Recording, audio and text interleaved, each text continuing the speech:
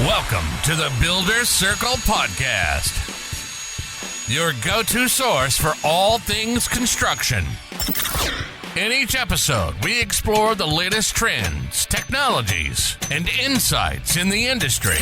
Whether you're a builder, contractor, architect, engineer, or simply someone who's interested in the world of construction, you're sure to find something valuable in each and every episode of the Builder Circle Podcast. So sit back, relax, and join us as we embark on this exciting journey of discovery and exploration. Hello, everybody, and welcome to another episode of the Builder Circle Podcast, where we bring you interviews with leaders and innovators in the construction industry. I'm your host, Dimitri, and today we have a very special guest joining us, Derek, the owner and operator of GCS Glass, a company specializing in providing top-quality glass and glazing solutions for both residential and commercial projects. Derek and I actually created this podcast idea together about 2.5 years ago until we shelved it up on a bookshelf, and believe it or not, we brought it right to life. Ladies and gentlemen, welcome Derek. Well, thanks for finally getting this together. I know we've both been busy and, life happens. We both had kids since we first thought of this, and, like you said, we just kind of put it away, and here it is. Life came super quick, man. You had a daughter. Yeah, I had a daughter. Awesome. You just had a baby boy. Yep, and you had a daughter in this time. That's cool. Yeah. So I just had a 16-month-old, and then we're having one in July. So 2 baby girls. Thank you so much. So just kind of jumping into it, right? We wanted to create a podcast of how construction individuals leverage technology within their day-to-day, but also like younger individuals and how they're kind of progressing within the construction realm. So Derek and I kind of threw this idea together of getting younger individuals within the construction realm and throwing it into a podcast. I know a lot of people are doing it, but they won't be as unique as what we're going to do. We're bringing kind of a New York, Long Island flair into it. I have a technology background, and the people that we're talking to may or may not have one, or may have some construction knowledge as well too. So we'll just kind of jump right into it. All right, Derek, tell us a little about yourself and what inspired you to start working with GCS Glass. So I started doing glass about in 2012. I was living up in New Hampshire. My neighbor, who's one of my closest friends now, Kyle, he owns a big glass company up there. And I got working with him while I was off, because I was working like a month on, month off on the tugboats. And while I was off, I was doing glass. Tugboats? Yeah. Yeah, that's cool. Tell the people a little bit about that. That's awesome. So I went to New York Maritime and got my license out of school, started sailing. Did that for a while. I ran mate on old tugboats in the harbor, up and down the coast, pushing oil, gasoline, jet fuel, any kind of construction material. And it was great. It was a lot of fun, and I had a lot of time off.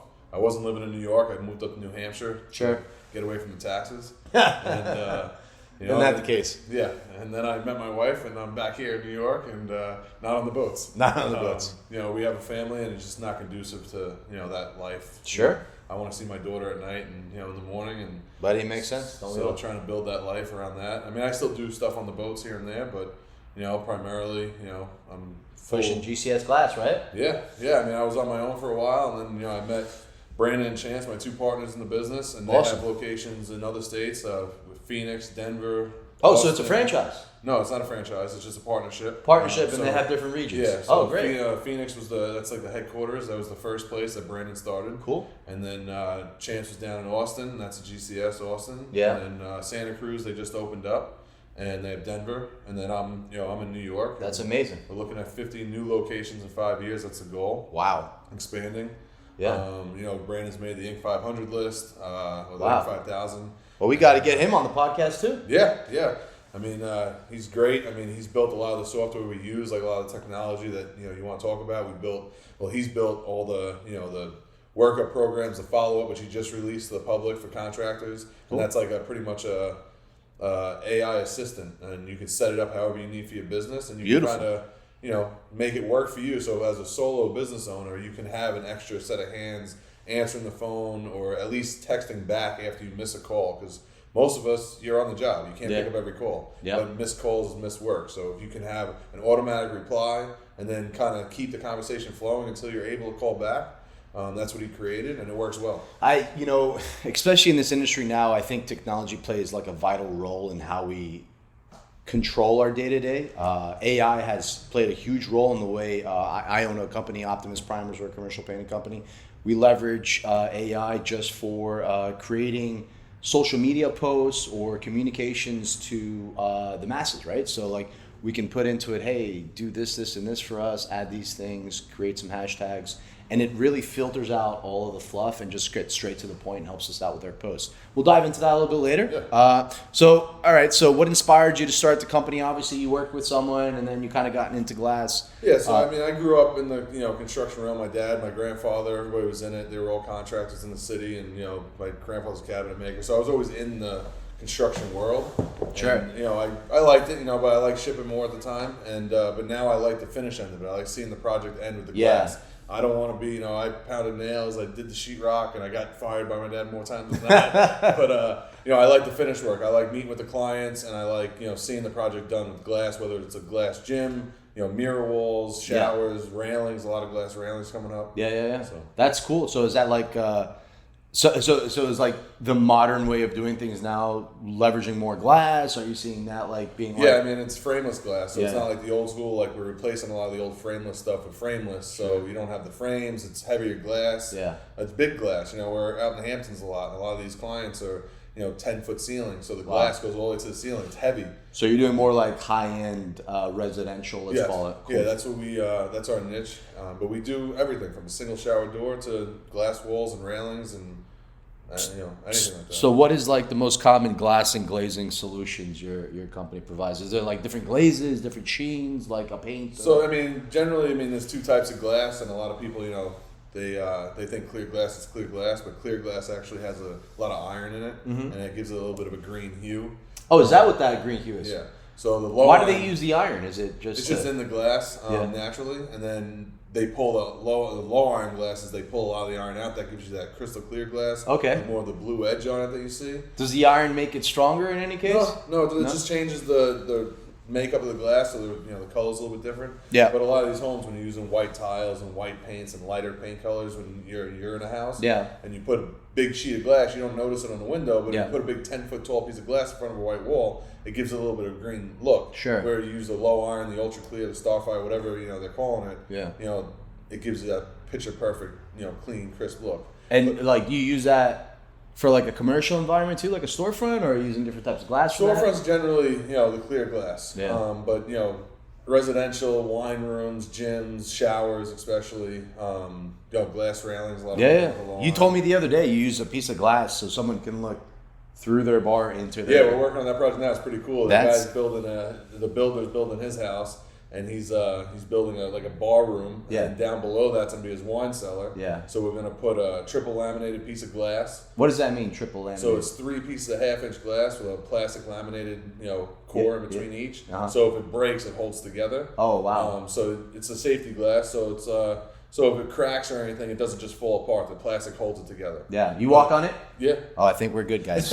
Yeah, I'll weight test everything. I weight test ladders and floors and stairs. Man. So what are the kind of latest trends and technologies you guys are using within the glazing industry? I know one of your partners created that AI software infused technology. It's pretty much big for us because that's when I'm out measuring a job, the phone's always ringing. If it's ringing right now, they're automatically going to get a text like, "Hey, can we help you with glass?" And there's options and depending, it's all linked to their response. So keywords, they'll get an automatic response until I can get back and call or text back, and it kind of just keeps the conversation flowing. Yeah. And it's to the point where by the time I see a missed call, sometimes I already have a picture from the client, dimensions from the client, and my office has already quoted it. Oh wow! So I'm just calling back to confirm, get some details. Human on the line. Let's call and it. being just voice. Now Long Island, a lot of people they say Long Island's an island, but it's big. Oh yeah. To get from I live out in Center Riches to Montauk, is an hour and a half, but to get back to Queens is 2 hours. So for me to drive around and just measure clients to give them a quote, we do a free text quote. You text us a picture of your shower, rough dimensions, and we can bang out a quote, in 5-10 minutes. You know, and get your quote quick, effective, and it's as long as your numbers aren't way off, we can quote that way. We don't need to be on site to give you a quote. You brought up a good point about just covering the islands. You being in a specific specialty industry, have you ever just tried to dial in a county instead of the entire island? Like, how does that look for you guys? I mean, I think our goal is to have multiple locations on Long Island, Sure. but where we're at now, and we're definitely ramping it up. A lot of our work's in the Hamptons and the North Shore of Long Island. Okay. But I mean, we cover every town in between, and we have our guys out in the Hamptons, and then we have guys doing normal residential stuff. You have a fairly big crew, it sounds like. Yeah, so we got a full-time crew. We got part-time guys that we can pull in when Yeah. needed. It's one of those things, scaling. And that was Yeah. always my problem. That's why I partnered with GCS, was because scaling is always the issue in a business when Sure. you're on your own. Yeah. So you either work in your business or on your business, and I wasn't able to work on it. I had the same issue with residential clients. It's very difficult to scale, not based on working on the business, but working the actual trade. For instance, when you go and sell a job as an owner of a company, the customer is purchasing you as the owner, right? And they're also going to purchase what you sell them. A lot of times, if you have a larger residential crew, you can never really deliver the way that said painter is going to, finish the job, right? So it's very difficult to scale residential because there's so much hand-holding. And from a residential painting side, we're not on the job site for a few hours, right? I mean, installing glass could take maybe an hour, maybe all day, right? Yeah. I could be on a job site for 3-4 weeks in a residential home. So it's a little bit more cumbersome, but I totally get it. Scalability is huge in this industry. So, I mean, while we're talking about your, GCS Glass, what sets it apart from other glass companies? I mean, just, we pride ourselves on quality. We pride ourselves on just the idea that we're able to connect with the clients faster and easier, like just make it a smooth process. A lot of guys don't even pick up the phone. So for us to get back on the phone, we make sure we always answer every call, every text by the end of the day. At least we try our best to. And we always try to go above and beyond for the client. When we leave that bathroom or that room, we try to make it as clean as possible, cleanest it's going to be. And I know there's times where there's still construction going on in the house, and sometimes jobs get broken up into different stages. But like start to finish, what I find and what I've heard from clients is that we're the most responsive. And being responsive to clients, like quick turnaround for quotes, answering the phone, calling back. Yeah. I've had more times than not people say, I'm not, you guys answer me. I'm waiting on 3 other people. You guys got the job. Yeah. Just turn around, get a conversation going, see what they need, deliver on it. And, they trust that you're going to do the job right. Yeah. And I think communication is key within any industry, making sure that you're able to get to that customer in time because everyone's always in a rush. I mean, we've become this kind of, how do I say it? Consumers that are always like ready to go. Like we want a delivery notice. We want to know when our product is coming, whether it's an Amazon package or whether it's painting or whether it's glass being installed. Everything's kind of in the know. So having that communication to your customers is super important. So I get where you're coming from that. So I mean, as you're progressing GCS Glass and you saw some scalability issues. What are other or some other biggest challenges that you faced as a business owner for GCS Glass? I think it's just the clients, dealing with the clients because everybody's different. Yeah. Personalities are different across the board. So each and every client is, has different needs and wants and expectations. And we have our, goals and expectations, but you have to form a relationship with each client. And especially with like builders and project managers, everybody's different, but if you build that relationship and that trust, that you're going to get the job done, or if there's a problem, because there's always problems. That, I know that, it's construction, there's always something little. Something's always going to arise. So like as long as they know, or they have the confidence that you're going to make it right, you're going to fix the problem, and it's never going to be like a point the finger kind of thing. Sure. Fix the problem, they trust you. I mean, just building that relationship is always the hardest part. Yeah. And once you build that relationship, I think the long-term relationships, last longer. Yeah. But a lot of guys are our age now. Yeah. Like a lot of the project managers are all in our age group. And you see the older project managers, they've been using their glass guys or painters for a long time. But the new guys, they want to build their own circle. Sure. They want to have their own guys that they can rely on. Do things a little bit quicker as far as, follow-up and communication, where it's not, pen and paper and, 2 weeks I'll get back to you. Yeah. So we're in a good time where a lot of these builders and stuff are younger now. Yeah. And the project managers are younger. So I feel like we're going to grow in the industry together. and we're all going to have each other's back and help each other out. Yeah. And there's plenty of work for everybody. So you talk about clients. Are you dealing with more the homeowner, the contractor, property management or property management companies? Like, what's your ideal customer? So, I mean, it's on different levels. There's no ideal, say, but we do deal with our residential clients, and that's nice because you're dealing directly with them. You get to meet the client, you get to see their reaction from, before the project's done to after, especially if we're pulling out an old unit, a framed unit from 20, 30 years ago that's all gunked up. We replace it with new glass, and, they love it. So it's nice seeing that progression. But then on the other side with the builders and the investors that are building these big homes, I never get to meet the actual end user. Sure. So you're just dealing with a project manager through the project. Yeah. You don't get that same, awe Interaction effect, but you get, the satisfaction of the builder, which is on a different level. Same satisfaction, but it's different.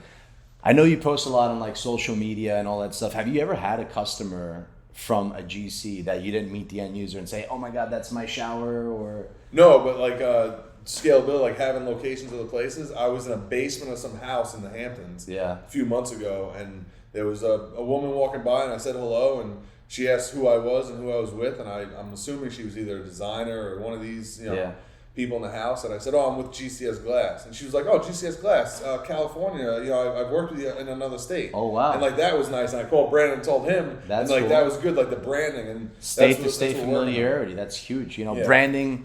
Especially in this economy, branding's huge. Yeah, it plays a huge part. And the steps necessary to take that branding into place.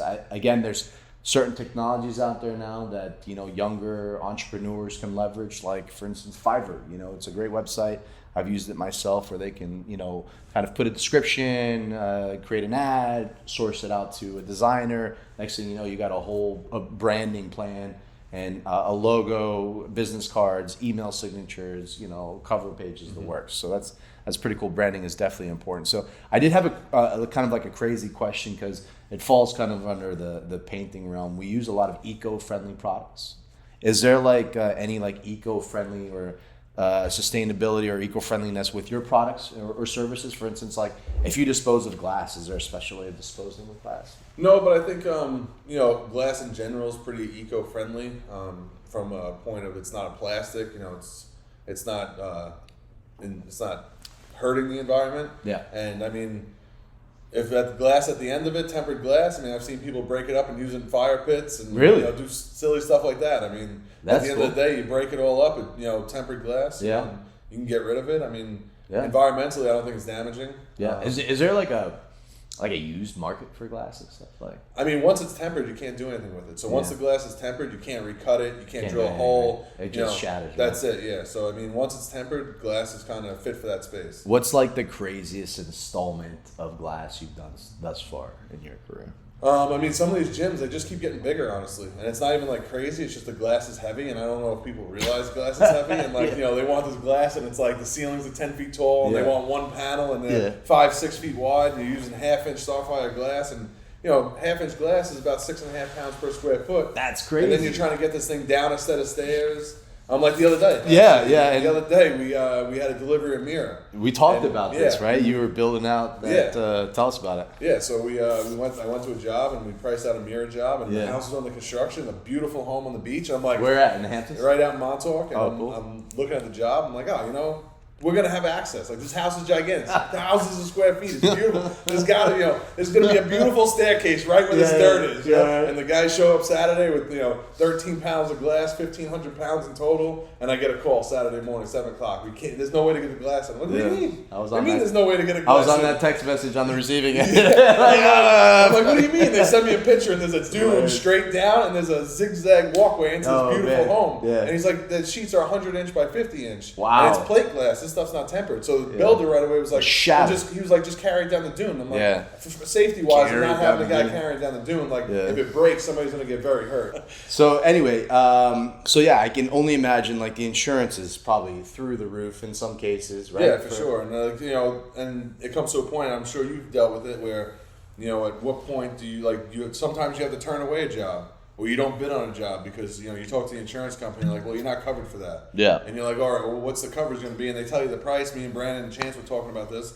for one of the big builders, and it was a tract build, property, 47 homes, and does the insurance bill, allow you to do, like, if you win the bid and you pay for the insurance for this one project, does it pay to have the insurance? Because some of them you need to carry the insurance for 5, 6, 7 years. Sure. So if that's only the one job that you're doing, is it worth it for that one job? Yeah. So it's, that's another thing with scaling. At what point do you take that burden of that extra insurance to maybe get that other job, or do you just stick with what you're doing? I think one of the major challenges any young entrepreneur coming into the construction industry in the state of New York is going to have a very challenging time with insurance. Personally with Optimus Primers, we have a lot of insurance regulations that we need to abide by with these larger buildings, but I choose to be where I do my work, right? So, for instance, let's say a contractor does work in the city, he's going to pay a higher premium versus a guy who's going to do work in, let's say Wading River. And the more, letter of subrogations or, the people you add onto your insurance for your COI purposes, your certificate of insurance, you're gonna see those premiums start getting higher and higher. It's absolutely insane. I know that we are part of the Libby, which is Long Island Business Institute, and when you're part of that group, they actually offer you some workman's comp insurance benefits. We should probably definitely talk about in the near future here. But yeah, insurance is just a big issue. So you talked about like carrying glass. Do you guys ever bring in like cranes or? Well, for this job, actually they had a crane on site. So I talked to you that one night, and I went to my shop at 11 o'clock at night and built a custom glass crate. And then Sunday night, me and one of the guys that work for me, Matt. You have pictures of videos or anything? I got a picture of what we built, and then I want to cut that into this video here so you guys can see what he built. Like Sunday night, we drove out there. Me and Matt at 10 o'clock at night drove to Montauk. Right in between the rainstorms, the crazy rain that we're having, and we got up to his house, and it was blowing every bit of 30, 40 knots on top of this hill. Yeah, I was going to say. That was Saturday or Sunday? Sunday night. I put the crate out there, and I'm looking at it going, I really hope this holds together. I had more screws in that thing than it did. And we put all the glass in it, we buttoned it up, wrapped it up with styrofoam and stuff. Sure. I looked at it, I gave it a little push, I was like, I think she's good. Yeah. And then, Monday morning, I drove out there. And the crane operator got delayed because of the wind. Sure. And, I hadn't heard anything Monday afternoon. And then today I finally texted, I said, what's the deal with the glass? Where is it? Yeah. And he said, glass down was the response that I got. Oh, that's good. And my response was, glass. Shattered or I said, glass down. Has it touched down safely? Yeah, safely or broke? And his response was safe. And I was like, all right, that's all I needed to know there. So. That's awesome, man. That's awesome. So, it sounds like you work in some pretty unique and like high-end places. Like what it's like, give us like top 3 coolest places you've installed some glass. So actually the job I was on today was pretty cool. I'm measuring for a bunch of railings, about 120 feet, and the house is all curtain wall glass on the backside. It's about 3 stories on a hill overlooking the Long Island Sound. Oh, wow. And we're doing on the roof, we're doing a big glass railing, like square. Sure. So you walk out of like a gangway, and there's the old glass railing around that. That's a pretty cool project that we're working on. What kind of finishings do they use? Is it like brass, copper tones, blacks, bronze, or? So for all the exterior stuff, it's usually stainless. And then stainless is either powder coated, polished, or brushed. Sure. For the interior, most of our channels are aluminum, and all of our hardware, the handles, the hinges are all brass, and they were all finished, differently. I saw on Instagram that there was this guy, and he had a little hammer and a nail, and there was a glass, and he hit the middle of it, and he shattered. Like, what is that ripple? So it's a laminated glass, and they're doing that like crackle effect. So when you crack the glass, that's the laminated glass I was telling you. It's stuck together when it breaks. So it's actually glued together. So when it breaks, it sticks on that glass. That's like safe, right? So one side. I haven't done it. I don't plan on doing it. I don't like breaking glass. That's my one rule. Don't break the glass. I tell all the guys that. But it's cool. I think there's a lot of fads that come in and out with glass. I think just like bathrooms and everything is these they come in and out. And I think glass is something that just comes back around. Glass is always going to be there, whether it's framed, unframed. Now grids is really big. Everybody wants grid patterns. Grids are like where you see the window frames, let's call it. Is it in the glass? Is it laminated on the glass? Like, how does that work? So with us, we've always adhered them with a back-to-back tape. They're aluminum on top, or just on the outside. You don't want them on the inside. Sure. But now with the technology today, we're able to have glass printed. So the grids now, we're trying to push the printing process because it's in the glass. It doesn't fade. It doesn't chip. There's no like tape involved, anything, and we can change the pattern. Like we're restricted with our metal grids to what metal comes in finished, 3/4, 5/8 inch. With the printed grids, I can do any design, any pattern. I can do pictures. I just had a picture of my daughter and my son printed on a piece of glass. Oh, really? Sunset pictures, any high definition photo we can print. Yeah. Grids we can print, but we can change the thickness of the printing lines. Oh, really? We're doing a wine room. So that's in the glass itself? Yeah, it's like on the surface of the glass. But you can't. Yeah, it's really good. You can't scratch it off, or? No, it doesn't chip. It doesn't peel off. Doesn't fade with the sun. Yes. You don't need to worry about soap scum buildup on it. It's really sharp, and you can really customize your project. Yeah. And we're doing we can do fades with white colors. We can do blacks. We can do all different colors. Question: is this something you have to do before the glass is installed, or? Yeah. No, this is done. During the tempering process and during the fabrication process. So this is when that's all taken care of. What's for instance, I know there's two different factors from the contractor and the end user. Let's say an end user calls you and says, GCS Glass, when can you get out here to do my glass? And I know it's all on how big the project is, but let's just say a standard, 6x8 bathroom. He's got a 5x7 foot shower that he wants to install, or she wants to install some glass. Yeah, so if somebody calls me for a shower, I try to get them a quote within, a few hours that day. 5 minutes is our goal. Really? Wow. To get them a 5 minute turnaround. But with depending on the time of day that they call, sometimes I get calls 7 o'clock at night. Yeah. And by that time our estimators are out of the office. So the next morning they get on it. But if during business hours, I try to get you the quote that day, and I try to be on site within 2 days. To do final measurements. Once the final measurements are done and we get a deposit, because we have to take deposits and it's all custom. Sure, 100%. And then usually we try to keep our lead times about 3 weeks. And that's not, it's not horrible, and that's great, honestly. But we try to stay consistent with the 3 weeks. Yeah. During COVID, obviously a lot of lead times got dragged out. During the winter time, we can get down to about 2.5 weeks. Summertime, it might go out to 3.5. And that's all part of that scaling. Sure. It's a lot of jobs and it's manpower, and getting the jobs completed on time is a big factor, especially with builders. Yeah. You brought up a key word, man. COVID, right? So I started my business during COVID. I know you were kind of in the midst, and you had already progressed your business within COVID. How did that affect your business growth? How did you kind of use COVID to help grow your business? So for us, it worked out well because a lot of the city folk, they moved out. Yeah. They got out of the city. They moved out to the Hamptons. They went to their second homes. And after they spent a month or two in their homes that were just summer homes for a long time, they wanted to make it home. They wanted to, upgrade their homes. They wanted to renovate. They wanted to change things. Just they were just there for the summers. Now they're there for indefinitely until whatever they were allowed to do. So we picked up a lot of work that way. We kind of worked through it. It definitely slowed down, but we were consistent through the whole time. Yeah. And our lead time stayed consistent. That was one of the driving forces to partner with Brandon and Chance. Was as a small business owner, I was only able to get so much hardware, and the glass companies were really catering to the larger companies, like the glass manufacturing companies. Yeah. So when we joined forces, per se, we were able to get hardware. We didn't have a problem getting hardware, and we were able to go to our glass supplier. So, look, it's not just Derek and Sea Glass.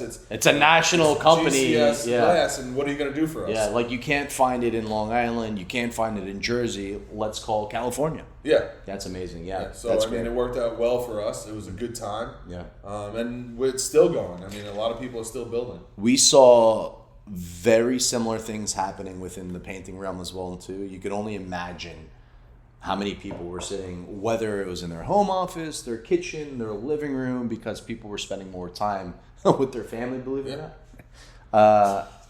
People needed a change. They needed a paint. They needed color, vibrance, a refresh, whatever the case may be.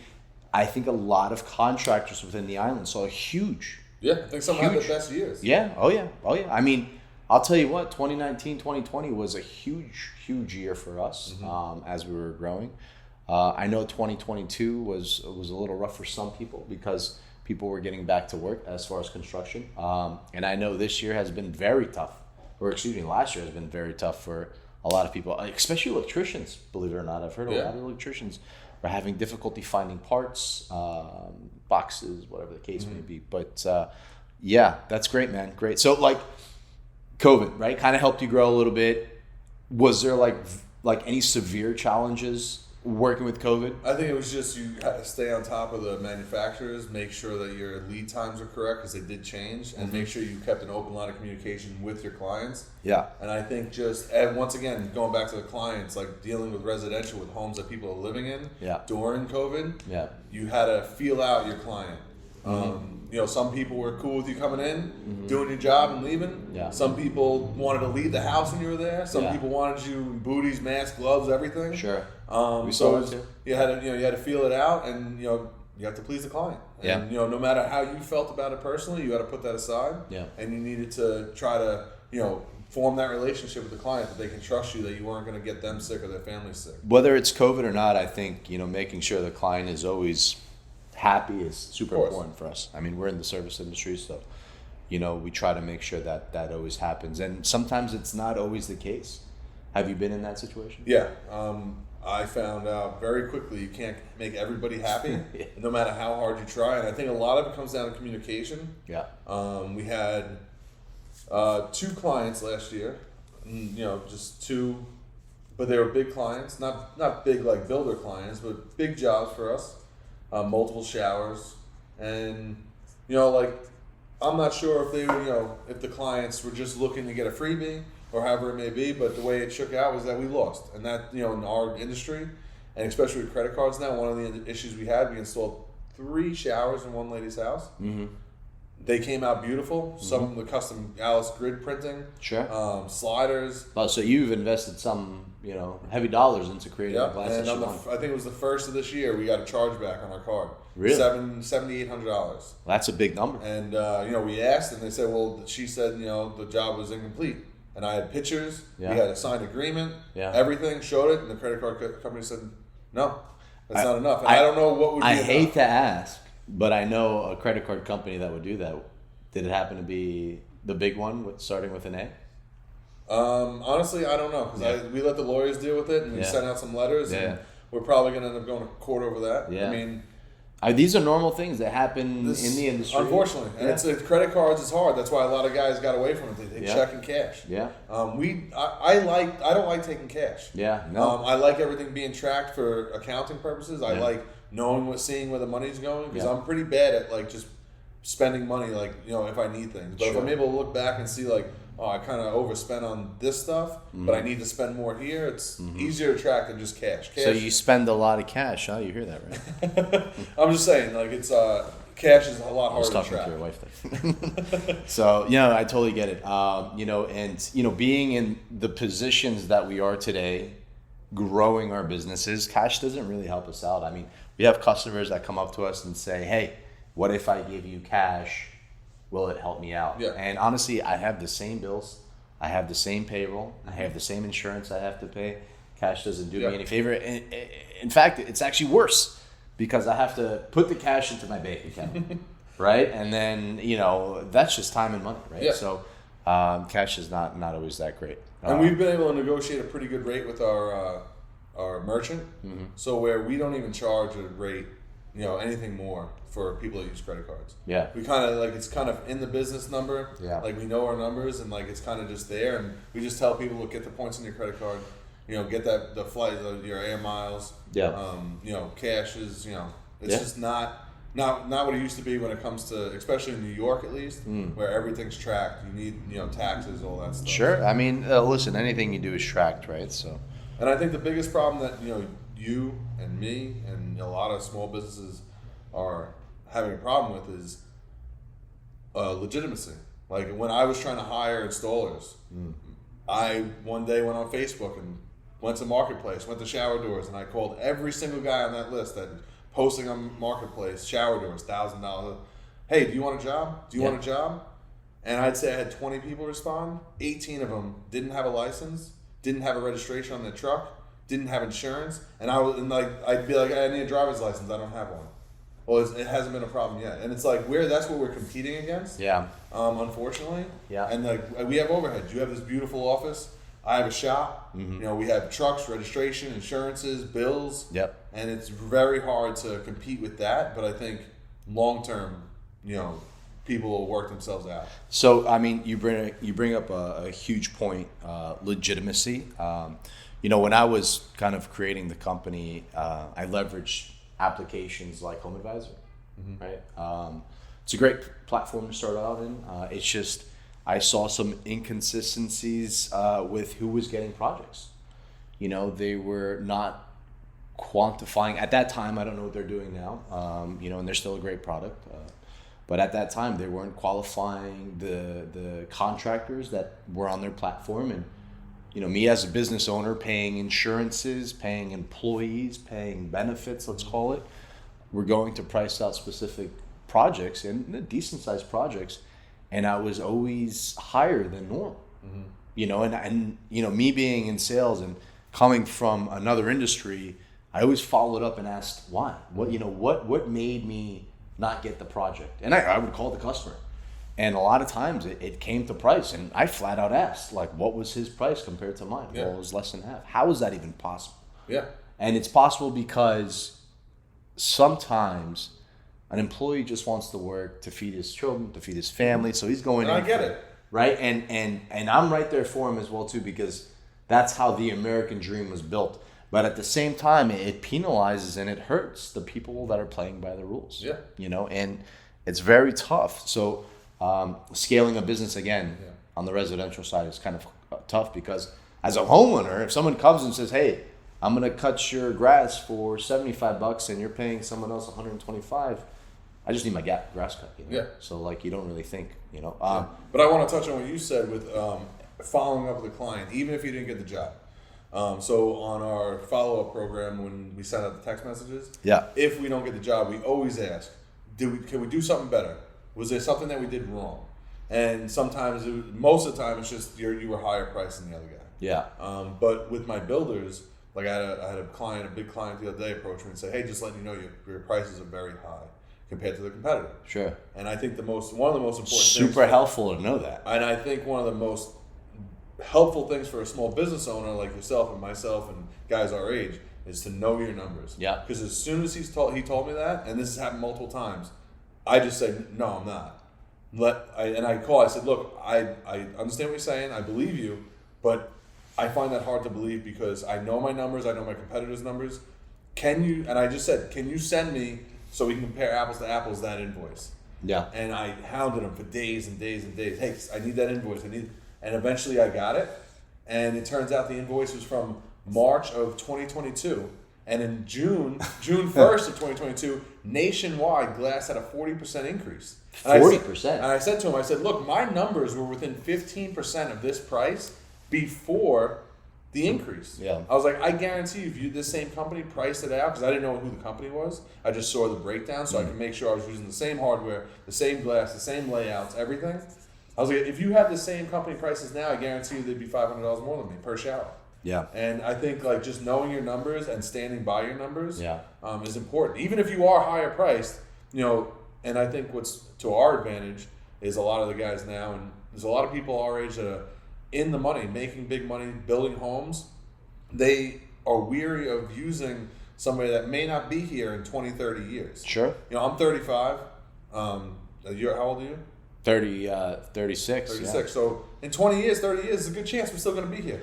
We have families here. Yeah. And when I offer a lifetime craftsmanship, my lifetime is different than somebody that's looking to retire and move out of state. Yeah. So that's important as well. So you brought up a bunch of good points. I'm just taking notes as we're going. So you talked about price increases. Again, from the painting side, we saw double digits within 2 years from both major, providers from Sherwin-Williams to Benjamin Moore, even, the smaller products we're using to the brushes and, the rollers. So I totally get where that's going. And it's very tough to submit a bid because a lot of times a typical sales cycle, and correct me if I'm wrong on your end as well too, can take 6 months to a year sometimes, right? So how do you justify that hold? Like as a smaller business, like it's almost impossible because you get to like holding your numbers. Look. Let's say, for instance, you put a bid in 3 months before that 40% increase. That's a huge nut to cover. Yeah, it is. We have it in our. As soon as we send a bid out, we only since COVID, since those price increases, we only honor our numbers for 10 days. 10 days. Now, generally, those numbers don't change. Yeah. We've had quotes requoted 2-3 months Let's stop there. You honor your numbers for 10 days, but who does that fall on? Is that the end user or a contractor or a GC? Because a contractor or a GC might put a bid in for a house. Yeah. I just dealt with this with a client. It's a big bid, big house in Montauk that's a year out. And we gave him a number, and I said, look, I can't hold these numbers for a year because I can't control it. Yeah. What I can do is, as soon as I get word that there's a price increase, I will send you the letter from the manufacturer. Yep. And that will be the price increase. Yeah. It's not that I'm trying to make any more money on it. You don't want to lose. All I can do is forward you that email. Now, if there's no price increase, that's fine. If we negotiate better numbers and the price goes down, even better. Yeah. Hardly ever going to go down. How often do you get those letters? Like knowledge, like information and knowledge on your pricing is super huge, right? So during COVID, we got, it seemed like every month, we were getting like 7%, 8%, 9%. And then June of last year, or I think we got the letter in April or May, that June 1st, it was averaged out to about 40% on all glass products nationwide. What? And we got it from all of our suppliers. Yeah. And it was, different. It was like 38% on clear, 45% on whatever it was. Are big box retailers seeing that as well too, like the Home Depots, the Lowe's? Because I know they offer some glass services. Or I think the difference is that we're getting a lot of our product from North America. Mm-hmm. A lot of the glass is manufactured in Canada. Yeah. Whereas the big box stores, a lot of the glass is coming from overseas. Yeah. How does an end user know where the glass is coming from? Like, because that's kind of scary. I know the overseas glass is dangerous, right? I don't know about dangerous. I don't want to speak on that, and I don't want to sure, put myself in a 100%. bind on that. But quality-wise, we're able to control the quality a lot more. Yeah. Knowing that my suppliers are using, manufacturing in North America. Yeah. And we're keeping it in the States, Yeah. States, even Canada. North America. Sure. But overall, I always we get a lot of calls, and people are like, "Well, I saw this at Home Depot or Wayfair." I'm like, Wayfair. I'm like, okay, it's not precision fit to your shower. Yeah. For one. 2, the quality's not there. 3, you're not getting a lifetime, and who's going to put it in?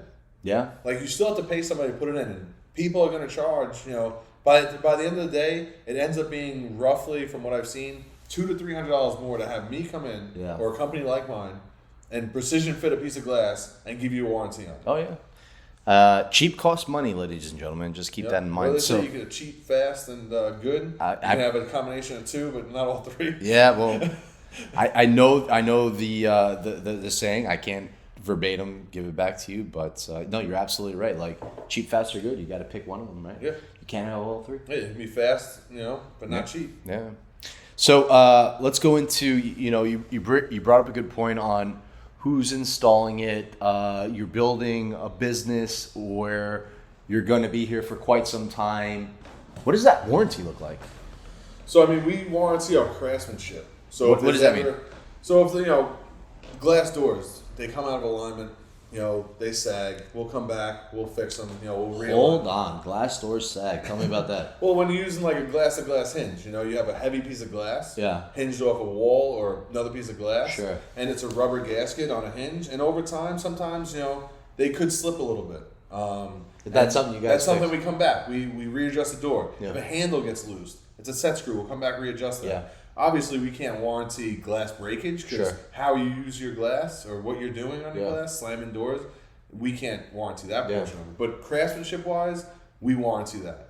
Yeah. So lifetime, if a handle comes loose, hinge comes loose, whatever happens, hinge breaks, something like that, we'll take care of it. I saw some cool things you've been doing with glass headers, eliminating that piece of metal. Yeah, we do ghost headers. So, tell us about that. What's that? So, sometimes you need a header for different size glass, hinging doors, and the traditional ways to use metal.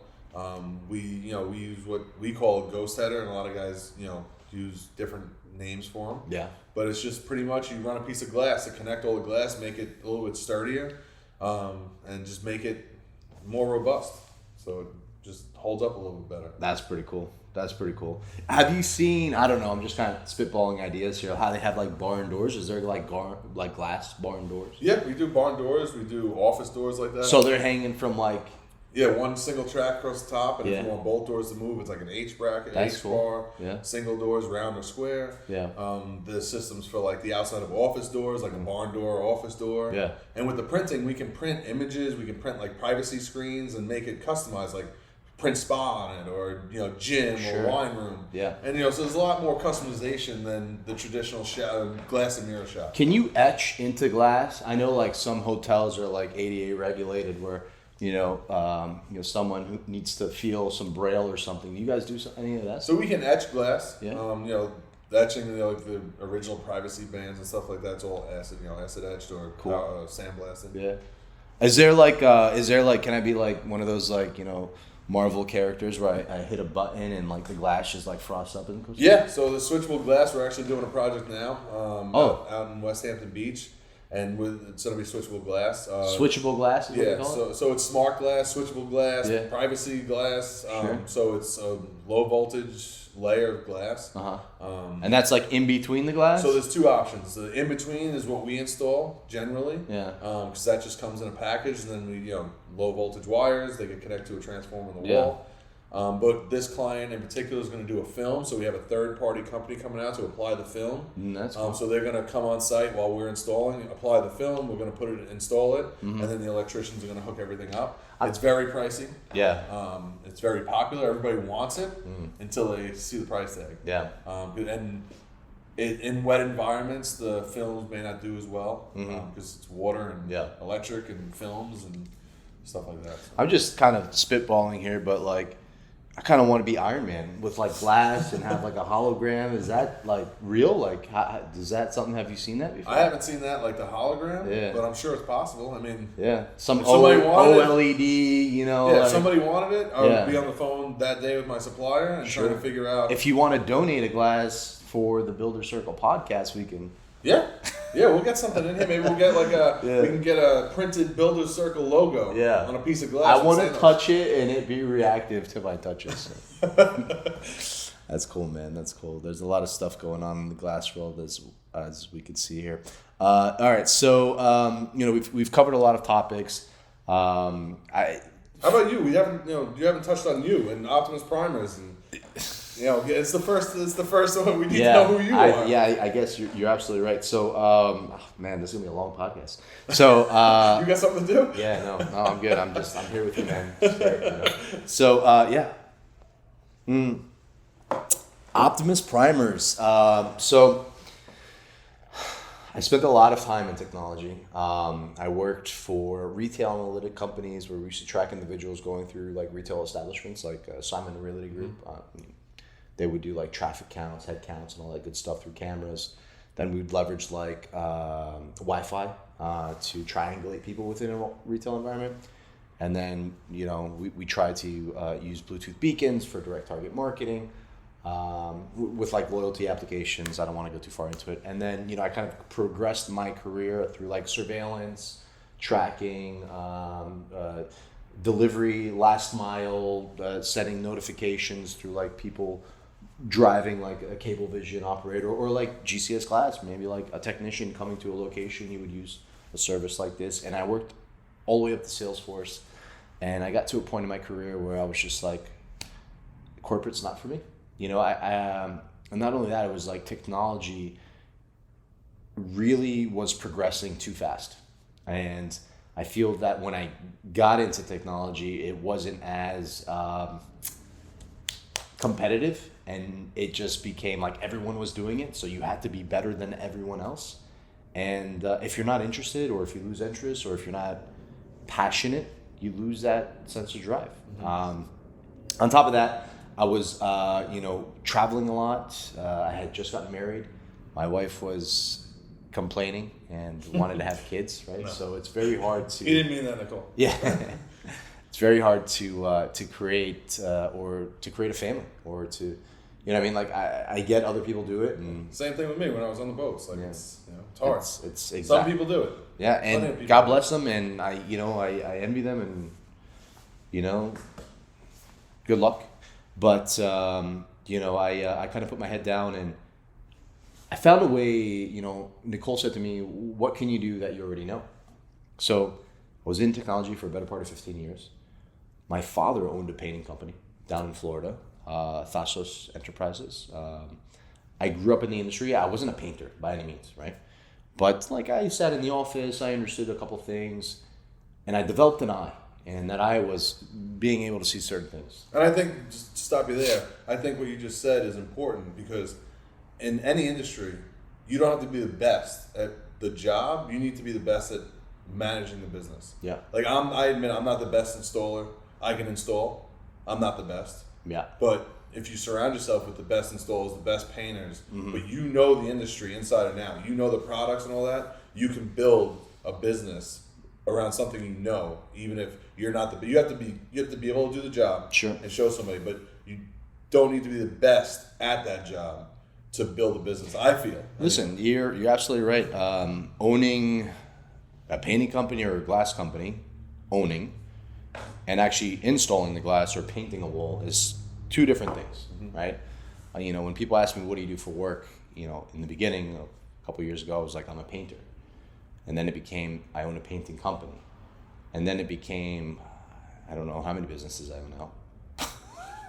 But that's a whole nother subject. But yeah, it became one of those things, right? It's like not experiencing things will not get you anywhere. So I was a painter. So I pivoted.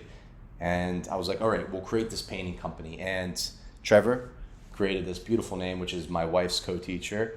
I was trying to find something nostalgic with people that were our age and involve some painting. And it was just like Optimus primers, right? So I can't take credit for that, but I can take credit for the branding and logo. And I just saw this vision in my head of what I wanted OP to be. I wanted it to be bold. I wanted it to be trustworthy. And I wanted to just kind of, people would be like, oh, let's just call OP, right? And Optimus primers kind of started to transpire into branding. And I didn't go and open the business right away. I was working a second job, and a lot of you individuals out there that are looking to do something like this or to become an entrepreneur and open your own thing, you have to take that initial push. You have to take that risk. I know you did, and I know you are still. And I don't wake up I wake up every morning and I'm like, something's going to happen today where I have to risk something. It's never just kind of handed to you. Your day-to-day, you never know what it is. Like, my wife would be like, what's your day look like? I have a plan, but it's never that as a business owner. So just kind of stick to that. So I started painting. I understood what it took to paint. I was horrible at it, but I knew what it took to be better. And I used that to the employees that I brought on. We started off with a few employees, a couple guys here and there. I started noticing real quickly like what talent actually looked like based on how much money you paid these people.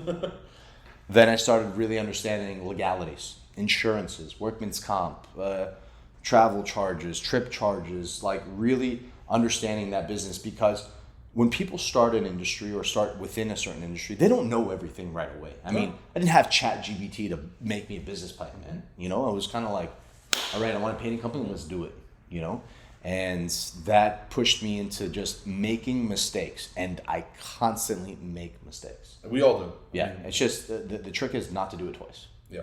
At least not a third time. Yeah, twice is okay. But third time's like a dead stop, right? But I think it's also hard to find people to guide you in the industry. Yeah. And I think it's across the board. Like when I was on the tugs, I found the best captains out there, the best boat handlers, were the guys that were willing to teach you. Sure. Because they weren't worried about you taking their job. Yeah.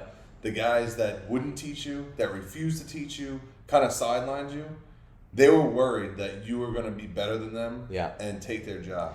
And I think in our industry, I think it's hard to find a contractor that's willing to share his experiences with you because they're worried about the competition. I think, that's a huge point, right? So I think those contractors should actually embrace that, because you said it yourself. we're dealing with people that are within our age group. A true tradesman want to make sure that the trade that he's in is not garbage. Yeah. You know, like a true carpenter will teach someone else to be a true carpenter. It doesn't have to be 50 people. It could be 5, you know, and they grow and they teach and they progress. Yeah. You know, and the same thing with me. Like my father taught me a couple of things that other people will never know. Mm-hmm. Like for instance, from the managerial standpoint, if a painter walks into my office and he's wearing, you know, Jordan skinny jeans and like a t-shirt, to me, he's not a painter. A painter's gonna walk in with whites. He's gonna be like, hey, I am a painter. I'm coming in to interview as a painter. If he's dirty whites, then he's a dirty painter. We don't want him. But if he's, you know what I'm saying? Like that puts you apart from everyone else. And you don't learn that. It's like natural. It's like experience. Like you can't do that anymore. Another big point is we don't have enough tradespeople, right? Like you said it yourself. Like you called all these people on Facebook. You're looking for certain individuals, excuse me.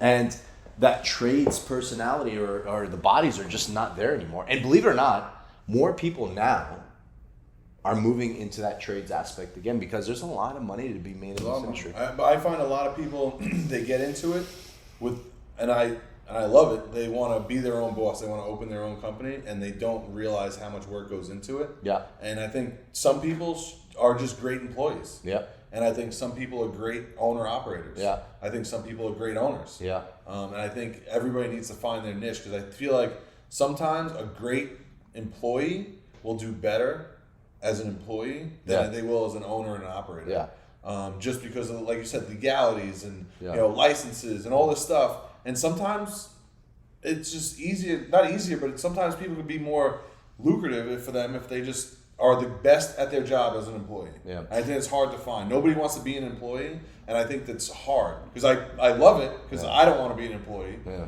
But at the same time, nobody wants, so it's very hard to hire.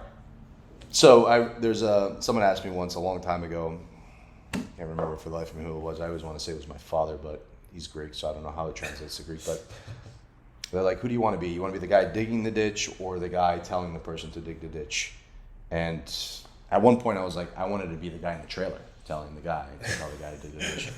But at this point, I'm just the guy who pays the payroll, right? So you have to really work up to the position you want to be in. You can't just go into a business expecting you're going to succeed in every little thing you do. Now, there's some winners out there that can do that, and God bless them, you know, but you have to really take some strides. Mm-hmm. You have to take a lot of losses to hit that big W. A lot of long nights. I mean, Sunday night, I'm out driving in Montauk at midnight in the pouring rain to deliver glass. Like, do you want to lose out on your family time? You know, like those are sacrifices you have to make. I think it's a big thing because you're thinking about the long haul, right? You're not like that 9 to 5, you know, let's punch in and punch out. Like when people ask me like, how does your weekend look? Or, you know, like, when do you stop? There's no stopping work. There's no 9 to 5 for me. It's like Monday through Sunday and then again. Yeah. There's no stopping, you know? And I have a very good friend of mine, a partner of mine. He goes to me, if someone calls you and you don't know who it is, you still pick up. Yeah. Because at the end of that line, whether it's a Google telemarketer or one of the biggest contractors, a Structured Tone or Gilbane or an Aurora, and they're looking for something last minute, and you accidentally just say, you know what, I'm watching Gilbert Grape tonight. You know what I mean? Like, I think timing is everything. Yeah. I do not, and it's funny because I have Diana now. If she passes a truck that has a number and they say they do bathrooms or renovations, she sends me a picture of it. Yeah. She actually sent me a picture one day, and the guy was looking at her. Yeah. And when I called the guy, he said, was your wife the one that took a picture of me this morning? That's funny. And, you know, so, like, and a lot of these jobs, like, it's timing. You call somebody, hey, do you need shower glass? Yeah. You know, introduce yourself. Are you, and at some point, I call these people every couple months, even if, and at some point they're gonna be like, I lost my glass guy retired, I'm mad at my glass guy. Well, you're there. You're up. You're there, and, you know, a good buddy of mine, Paul Schmidt from Eastern America, always said to me, and I learned sales from him, he's like, out of sight, out of mind, right? So if you're not constantly in someone's face, whether it's now or whether it's 6 months from now, there could be an opportunity that arises. Because they have their own network, and that network has a network, and that group continues to grow, right? So it's very important. I remember one day I was driving on the 495 and I thought I flicked you off. No, it was Matt. One of my I guys. was like, I'm pretty positive that's Derek's truck, but and it looked just like Derek until I flicked this guy off. But you know what? He smiled at me. I smiled back at him. And yeah, I figured it called out. him and said, "Did you get flicked off?" He said, "Yep." He said, "I just assumed that it was you." That's funny, man. That's funny. So yeah, man. So I created this company, right? And we kind of are where we are today. And you know, we're a fairly large crew. We're about 20 to 25 employees, depending on the seasons. You know, summertime we really ramp up. Hopefully by August we're another 30 to 40 guys. We try to keep everything in house. I want to say 98% of our work's in house. Sometimes I do have a sub every now and then, but you know, it's not for projects where they need a specialty niche or whatever. And the subs, we have two that we use. They work for me full time. So I'm giving them a lot of work. They're pricing out jobs for me specifically, and they're running around. Sometimes we do work out of state as well too. But That's cool when you get to go out of state. yeah, it's not as cool, but I mean, it's cool. You know what I mean? Like, you kind of work in. It's like you're dealing with the legalities of the licensing and the insurance and making sure everything's up to par before you get out there. But yeah, we kind of like that. So yeah, I mean, you know, I think a big part of my business relied on you know, social media. How's that working out for you? So I'm more of a door knocker. Oh, I know you're huge on like calling people. I call everybody, every number. If you have a ladder and a number in your truck, I'm probably going to call you at some point. Yeah. Just because even if you're not in the industry doing anything to do with bathrooms or glass, I'm going to call you, introduce myself. Maybe you know somebody. Maybe one of your clients needs something. Yeah. If there's a house being built and there's no front door or Tyvek, Yeah. I'm probably going to walk in Yeah. and leave my card in one of the bathrooms. Oh yeah. If I see you at a stoplight, I've been known to get out of the car at stoplights and Yeah. give you a card. So in my truck, I'll tell you guys a little industry trick. I have one of those, like, you know, safety vests, you know, the bright green one, you know, and like a hard hat, always with a clipboard. And I've walked onto every job as a foreman. Every job. And, you know, I get a little bit of an inspection going on. I see other trades that are working. And to tell you the truth, before, when I said I wasn't as interested to progress in technology, every day interests me to see creativity, progression. Whether you're a plumber, I mean, I've seen some beautiful roughing. Electricians that are clean, some of you are. But the way they throw their panels together and how neat they are.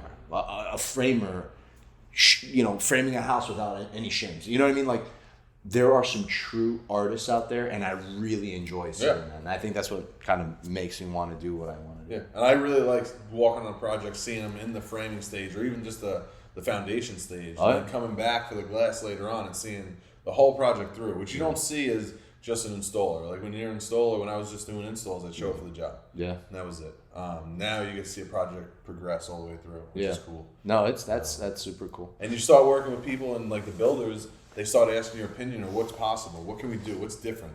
They want stuff that's different, like the printing, or, you know, we're working with a good steel guy now, so he's doing custom steel frames, which actually you guys came out and painted one of them for a wine room a couple weeks ago. Yeah. And it's cool to see other people, like the steel guy I went to high school with. Matt, who works for me now, we went to high school together. He was on one of the jobs the other day, and somebody else who went to high school was out there working. So it's cool to see like people that you've known that have been in your life at some point, that you grew up in the industry, working on the same houses, in the same areas. You brought up a pretty cool point, and you seem super knowledgeable on all the products that you have. Like, how does someone within the glass industry stay that knowledgeable? Like, is it, like, what are you using to... I mean, when I was getting a haircut before here today, because I didn't know we were filming this, I didn't get a haircut. I mean, I was watching videos sent to me by one of our suppliers on new products. Yeah. I think it's... While you were getting a haircut? While I was getting a haircut. I had my earbud in. I actually called and asked him a question about it. But, you know, like, I think you just have to take the time to see what's out there and ask. Because if you never ask what's possible...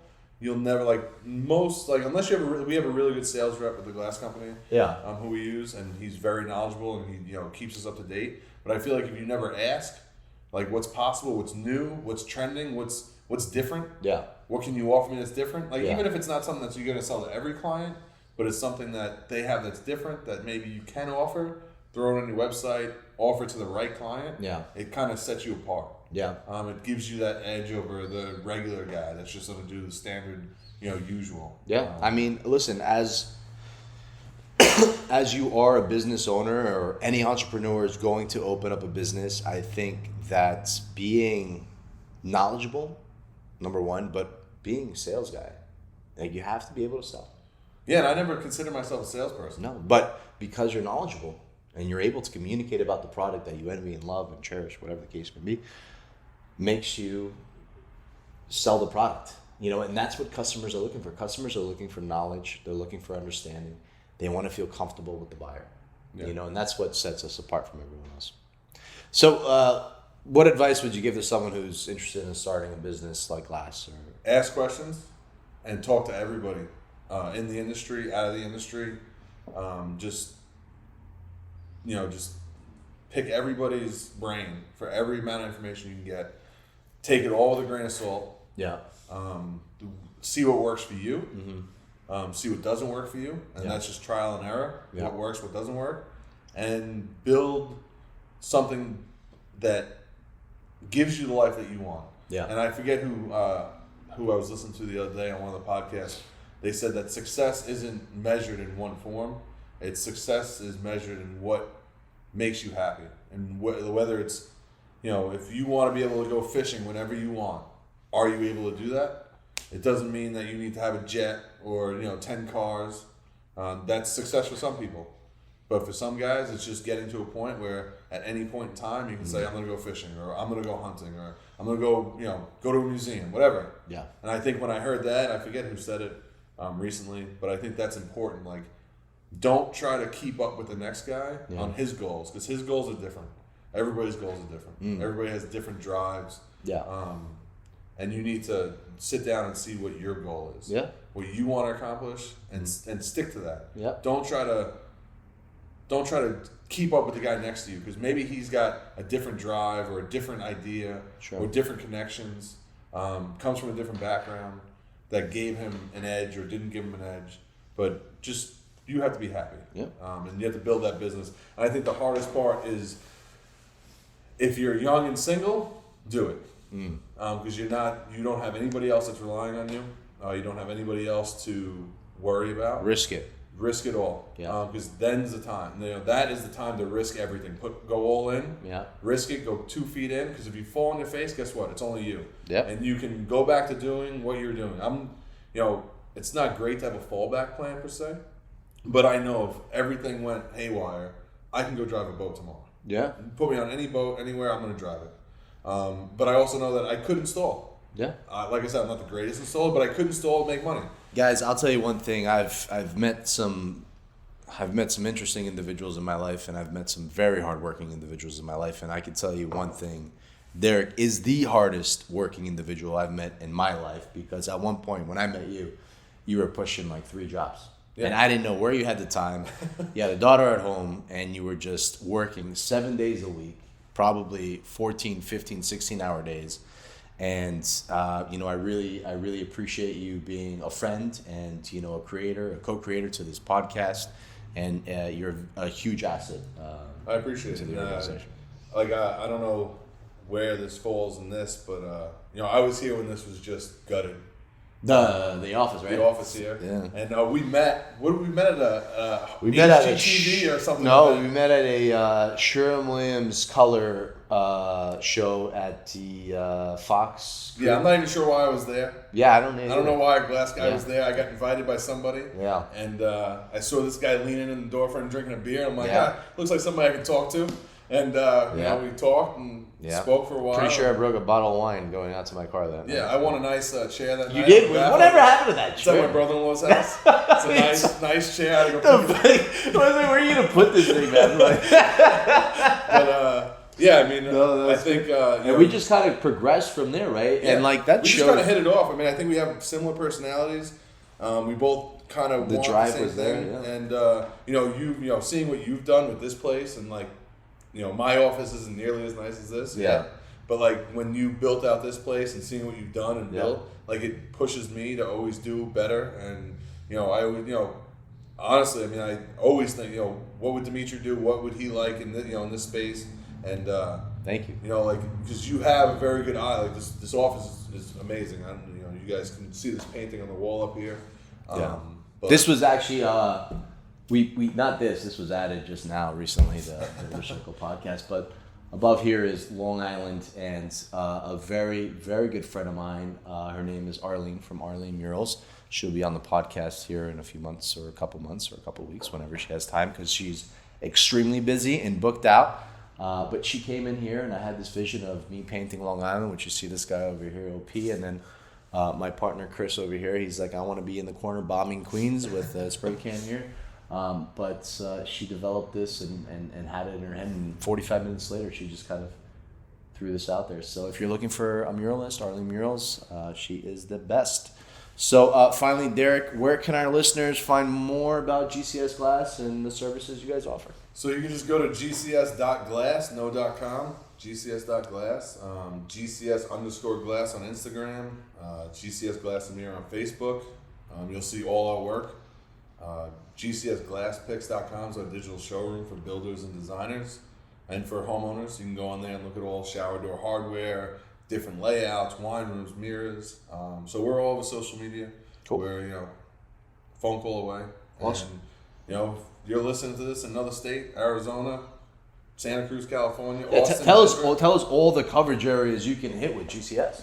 So GCS is in Denver. Tom's out there. Brandon's in Phoenix. Mm-hmm. Chance and Chris are out in Santa Cruz, California. Oh, wow. Chance takes care of Austin. That's his location. Sure. And that's where we are so far. And, it's definitely going to expand. That's a lot, guys. I mean, we're looking to expand. And a lot of guys are getting out. It's a good time to be coming up in any business. Oh, yeah. Because the baby boomers are getting out. And, it's time to expand and double down and brand and really go all in on this. Great. Well, you're here to hear, folks. GCS Glass coming at you. So that's all the time we have here in today's episode of the Builder's Circle podcast. Derek, thank you so much for sharing your insights, your experience. I mean, super thanks. And you're going to be a regular on the show, right? Whenever you can. Awesome. Whenever you want. To our listeners out there, be sure to check out GCS Glass for your glass and glazing needs. Until next time, this is Dimitri signing off. And guys, please like, subscribe, whatever you need to do on these social channels to help bring some followers and listeners. If you like what we are kind of giving to you, please let us know. If there's something you want us to cover, reach out to us. If you want to be a guest, shoot us a DM.